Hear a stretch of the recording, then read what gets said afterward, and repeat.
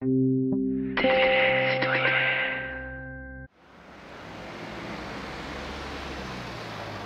fait une action devant la BNP parce que la BNP est la banque française la plus investie au niveau donc, des financements d'entreprises qui développent leurs activités dans les colonies illégales donc, israéliennes dans les territoires occupés.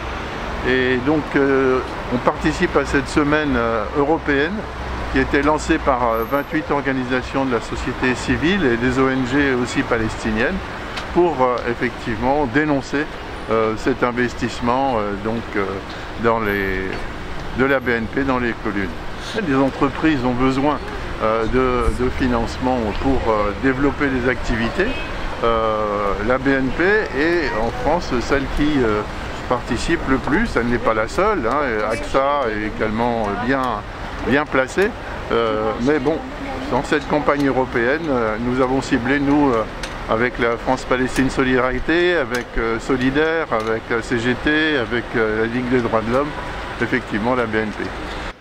Il y a quand même beaucoup de gens israéliens qui... Il y a eu une demande au niveau de l'ONU de connaître effectivement les entreprises qui investissent dans les territoires occupés.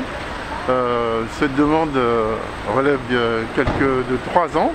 Et en fait, on a à notre connaissance actuellement donc plus de 142 entreprises qui ont été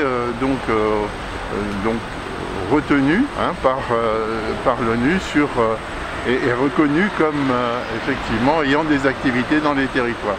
Et pour nous, c'est une atteinte au droit international que nous condamnons. Israël a envahi effectivement la Palestine en 1967, enfin ces territoires qui sont des territoires palestiniens qui étaient destinés aux Palestiniens dans les accords et qui ont été donc envahis et depuis 1967 complètement développés. Il y a plus de 200 colonies actuellement qui sont développées dans les territoires palestiniens. Ces 200 colonies, et plus de 200 colonies sont illégales. Et nous luttons contre ça. Elles sont illégales au niveau du droit international, c'est ça, hein? C'est pas un vœu pour vous? Non, non, non, c'est pas un jeu. C'est vraiment pour la défense du droit international.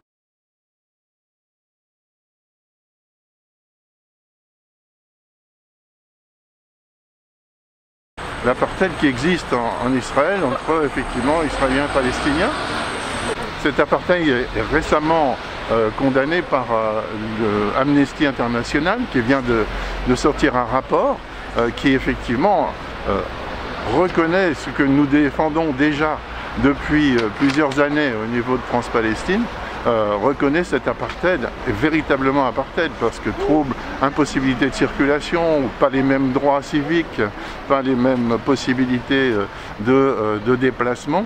C'est Amnesty International qui dit que ce n'est pas les maisons des Palestiniens qu'il faut démolir, c'est l'apartheid. Hein, parce qu'actuellement on démolit les maisons des Palestiniens et c'est quand même grave, c'est pire qu'un nettoyage ethnique. Il y a des gens qui sont sans maison. Oui, c'est un collectif qui dit qu'il faut ne pas acheter des produits issus des colonies illégales et puisque ça va même au-delà, le mouvement dit carrément n'achetez plus des produits israéliens. Hein, on ose le dire maintenant parce que d'une part on ne risque plus rien puisque juridiquement le boycott, on peut boycotter, c'est plus illégal.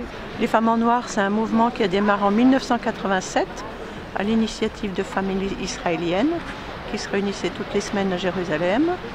Bientôt ça s'est fait internationalement et c'est pour dire non à l'occupation. Tous les premiers vendredis du mois, 5h30, on est place Saint-Léger sous l'horloge.